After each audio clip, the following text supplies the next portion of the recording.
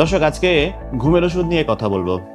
আর শুধু ঘুমের ওষুধ না, মানসিক রোগে যে ওষুধগুলো ব্যবহৃত হয় সেগুলো সবকিছু নিয়ে আজকে কথা বলতে চাই।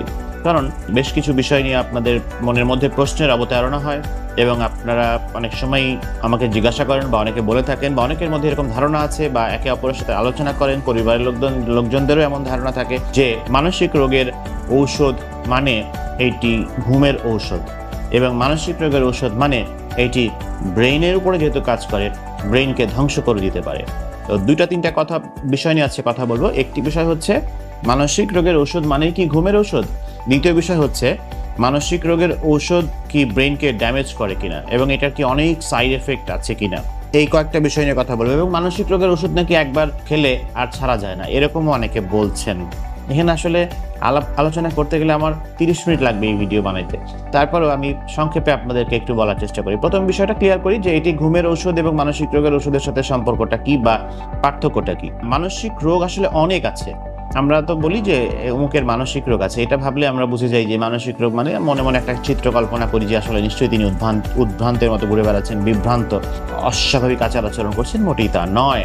এটি একটি মাত্র ক্ষুদ্র অংশ মানসিক রোগের। মানসিক রোগের যে কত প্রকার এবং কত বিশাল একটি জগৎ, কত রকমের রোগ আছে আপনারা ইতিমধ্যেই হয়তো বা মিডিয়া ঘাটাঘাটি করে বা আমার বিভিন্ন এর আগের ভিডিওগুলো দেখে আপনারা জেনে গেছেন। রোগ সম্পর্কে আর আজকে বলতে চাই না, অল্প অল্প করে একটু বলি।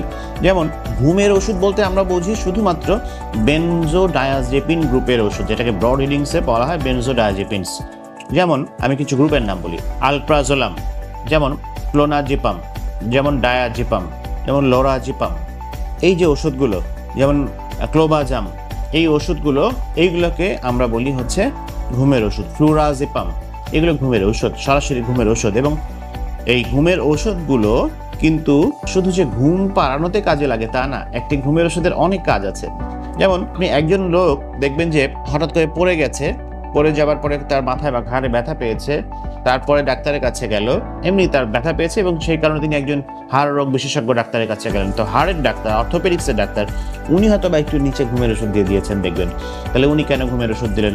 এখন এই জন্যই আমি একটা উদাহরণটা দিলাম, কারণ উনার যে মাংসপেশিতে চাপ লেগেছিল এবং একই সাথে উনি যে ভীষণ ভীত, হঠাৎ পড়ে গিয়েছিলাম, ব্যথা পেয়েছিলাম, উনি যে টেনশনে আছেন বা খারাপ লাগছে অবস্থাটা, ওটা চিন্তা করলে এই দুইটি বিষয় বিবেচনা করে উনি এই ঘুমের ওষুধটা দিয়েছেন। কারণ ঘুমের ওষুধের কাজ শুধু ঘুম পাড়ানো নয়, এটি নানা রকমের কাজ আছে।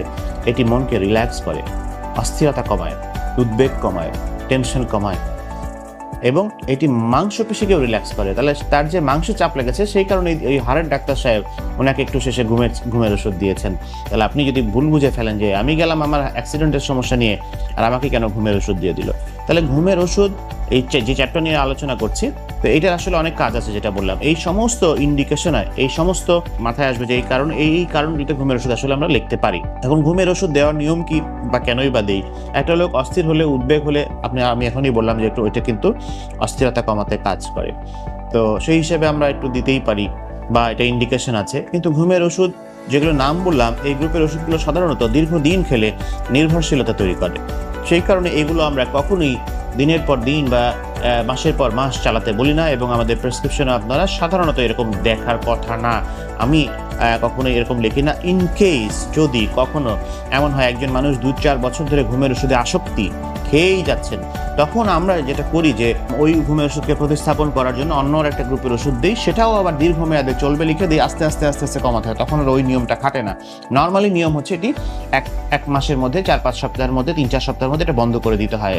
আস্তে ধীরে ধীরে ধীরে করে কমিয়ে বন্ধ করে দিতে হয়। এই নিয়মেই আমরা সাধারণত ঘুমের ওষুধ দিই। এখন কথা হলো যে আমি সাইকিয়াট্রিস্টের কাছে গেলাম, আমার একটু মন খারাপ, হতাশা লাগছে, আমার তো ঘুম মোটামুটি ঠিকই আছে, তারপরেও কেন এই ওষুধটা দিল? এখানে একটা কথা বলে দিই, সেটা হচ্ছে যে আমরা এই মানসিক রোগের ঔষধ যেগুলো বিশেষ করে অ্যান্টি ডিপ্রেসেন্ট বলি আমরা, মন খারাপ হচ্ছে, কারো টেনশন হচ্ছে, প্যানিক অ্যাটাক হচ্ছে, হঠাৎ অস্থিরতা উঠে যাচ্ছে, মাথা কাজ করছে না, বুক ধরফর করছে, অশান্তি লাগছে, ছটফট লাগছে, ফাপড় লাগছে, কান্না আসছে, হতাশ লাগছে এবং জীবনে আর কোনো কিছু হবে না, এই ধরনের চিন্তা ভাবনা, এই প্রকারের রোগ নিয়ে যারা আসেন তাদেরকে আমরা অনেক সময় যেটা করি সেটা হচ্ছে যে একটু অ্যান্টি ডিপ্রেসেন্ট জাতীয় ওষুধ দিই। এটা বইপত্রে বলা আছে, দিতে হয়। সোশ্যাল অ্যাংজাইটি হচ্ছে, অ্যাগোরাফোবিয়া হচ্ছে, ভিড়ের মধ্যে ভয় পাচ্ছে, বেশি মানুষের সামনে কথা বলতে গেলে ভয় পাচ্ছেন, তাদেরকে আমরা অ্যান্টিডিপ্রেসেন্ট দিই।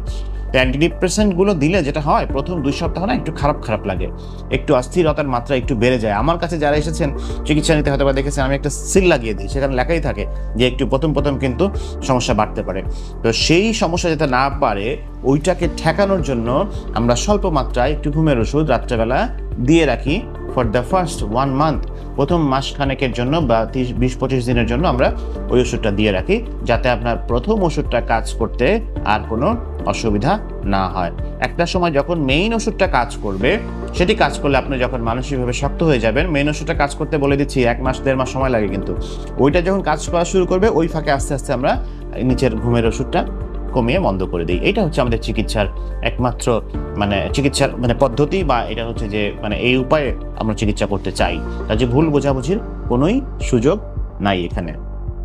এবার যে প্রশ্নটা বলতে চাচ্ছি, তাহলে আমরা ঘুমের ওষুধের সম্পর্কে বললাম, কিন্তু ঘুমের ওষুধের কি কি কাজ আছে সেটা বলেছি, ঘুমের ওষুধ কতদিন ব্যবহার করা যায় সেটি বলেছি, এবং এটি ব্রেনের নির্দিষ্ট কিছু নিউরোট্রান্সমিটার উপর কাজ করে, রাসায়নিক কিছু পদার্থ আছে ব্রেনে, সেগুলোর উপর কাজ করে। ব্রেনে কিছু রিসেপ্টর আছে, ওই রিসেপ্টরগুলোর অকুপাই করে এই ওষুধগুলো, ওই ওষুধগুলোর মলিকিউলকে ধরে ফেলে সেগুলো সেভাবে করে কাজ করে, মনকে শান্ত করতে হেল্প করে। আমি কর্মপদ্ধতি কিভাবে এটা কাজ করে, ক্রিয়া কৌশল বলেছি, কিভাবে কেন দেওয়া হয় সেটি বলেছি এখন, এবং কতদিনের জন্য দেওয়া যায় সেটিও বলেছি। কিন্তু কথা হলো যে আপনি কখনো ঠান্ডার ওষুধ খেয়েছেন? ধরেন আপনার খুব সর্দি হচ্ছে, খুব হাঁচি হচ্ছে, ঠান্ডার ওষুধ নিশ্চয়ই আপনারা খেয়েছেন কখনো না কখনো। খেয়াল করে দেখবেন যে ঠান্ডার ওষুধ খেলে অনেক সময় ঘুম আসে, সর্দি কাশির ওষুধ খেলে আসে, কিন্তু অনেকের এটা একটা প্রপার্টি, আসতেই পারে, কারণ এটার মেকানিজম এমনই, ব্রেনে এমন কিছু জায়গায় এটা কাজ করে যে ঘুম আসে। মজার বিষয় হচ্ছে যে কিছু অ্যান্টিডিপ্রেসেন্ট বিষণ্ণতা রোধী যে ওষুধগুলো অ্যান্টিডিপ্রেসেন্ট, এবং কিছু অ্যান্টিসাইকোটিক, অর্থাৎ হচ্ছে যে যেগুলো হচ্ছে যে বেশি মানসিক অসুস্থতা, খুব বেশি উত্তেজনা, অস্বাভাবিক আচরণ করলে যেগুলো ওষুধ দিই সেগুলোকে অ্যান্টিসাইকোটিক বলে। আর টেনশন, হতাশার জন্য আমরা অ্যান্টিডিপ্রেসেন্ট দিই। অ্যান্টিডিপ্রেসেন্ট কিছু এবং কিছু অ্যান্টিসাইকোটিকের ওই গুণাবলী আছে যেই গুণাবলী একটা ঠান্ডার ওষুধের থাকে। ঠান্ডার ওষুধ খেলে যেই মেকানিজমে মানুষের ঘুম আসে, অ্যান্টিডিপ্রেসেন্ট এবং অ্যান্টিসাইকোটিকের মধ্যে কিছু ওষুধ আছে সেগুলোর ঠিক একই মেকানিজমে ঘুম পাড়িয়ে দেয় বা ঘুম আসে ওগুলো খেলে। কিন্তু তার এগুলো কিন্তু ঘুমের ওষুধ নয়। ঠিক যেমনি ঠান্ডার ওষুধ ঘুমের ওষুধ নয়, কিন্তু এটি খেলে ঘুম আসে, তেমনি মানসিক রোগের যে ওষুধগুলো আছে সেগুলো কিন্তু ঘুমের ওষুধ না, এবং খেলে আপনার ঘুম আসবে। এবং সেই মানসিক রোগের ওষুধের আসলে একটা বিশাল জগৎ, অনেক রকমের ওষুধ আছে, কিন্তু ওষুধগুলোর প্রপার্টি হচ্ছে যে এরকম। কাজে এইটা আপনারা যদি জানেন, তাহলে এই মানসিক রোগ সম্পর্কে বা মানসিক রোগের ওষুধ সম্পর্কে আমার মনে হয় একটু ভ্রান্ত ধারণাটা অবসান হবে, যে ঘুমের ওষুধ কি আলাদা এবং মানসিক রোগের ওষুধ আলাদা, কিন্তু ঘুম আসতে পারে মানসিক রোগের ওষুধ। তবে হ্যাঁ, সব মানসিক রোগের ওষুধে কিন্তু ঘুম আসে না। বিশেষ করে SSRI জাতীয় ওষুধে আমরা বলি এটা নন সিডেটিভ, এগুলো ঘুম আসে না, এগুলো সাধারণত সকালে বা দুপুরে দিয়ে থাকি। কিছু ওষুধে যেগুলো ঘুম আসে সেগুলো আমরা সাধারণত রাতে দিই। আর সাইড এফেক্টগুলো সাধারণত আগে প্রথম দিকে বেশি হয়, পরে আবার আস্তে আস্তে ঠিক হয়ে যায়।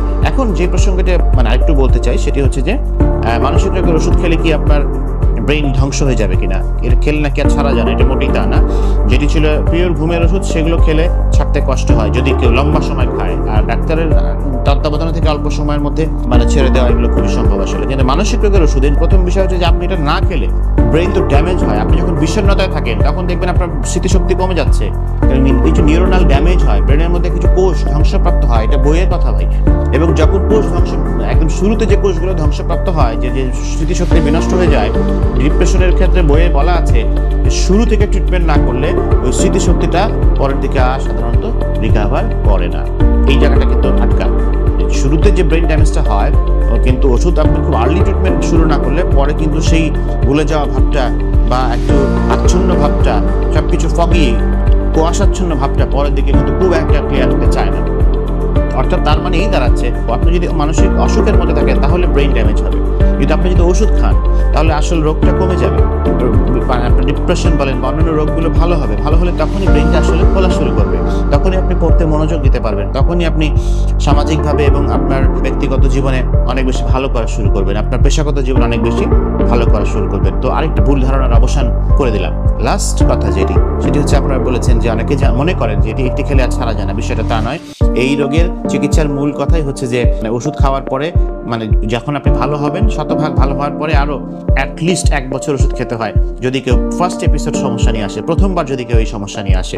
কিন্তু যার একাধিকবার হয়, বারে বারে হয় তাহলে তার আরো বেশি দিন ওষুধ খেতে হতে পারে। যার ইতিহাস বলছে তার রোগটা ফিরে আসে বারবার, তাকে আরো বেশি দিন খেতে হতে পারে। এটা নিয়মই এটা। এই রোগের ওষুধগুলো ডিপেন্ডেন্স করে না, নির্ভরশীলতা তৈরি করে না। অনেকে বলেন যে আমি ওষুধে নির্ভরশীল হতে চাই না, কিন্তু এই ওষুধে তো নিয়মই লম্বা টাইম খাওয়া, এবং এগুলো তো নির্ভরশীলতার কোনো প্রপার্টি নাই, গুণাগুণ নাই। নির্ভরশীলতা তৈরি করে ওই যে সেই ঘুমের ওষুধগুলো আসলে।